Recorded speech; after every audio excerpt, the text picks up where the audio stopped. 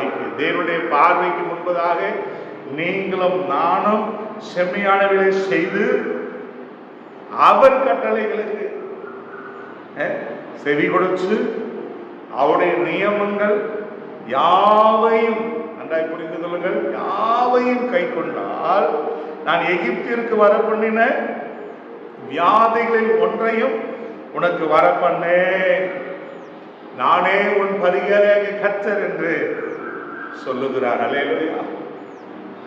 நீங்க எங்க பார்த்தாலும் வியாதிகள் பெருகி கொண்டிருக்கிறது.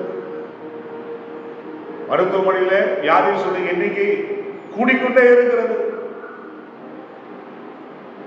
வியாதியிலிருந்து உங்களுக்கு சுகம் வேண்டுமா? கர்த்தர் உங்கள் வாழ்க்கை ஒரு அற்புதத்தை செய்ய வேண்டுமா?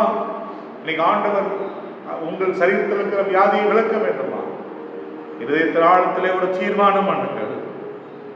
கர்த்தருடைய சத்தத்திற்கு செவி கொடுத்து கர்த்தருக்கு முன்பதாக செம்மையானவனாய் நடந்து கர்த்தர் கொடுத்திருக்கிற எல்லா கட்டளைகளையும் நான் நிறைவேற்றுகிற ஒரு பாத்திரமாய் மாற்றப்பட வேண்டும்.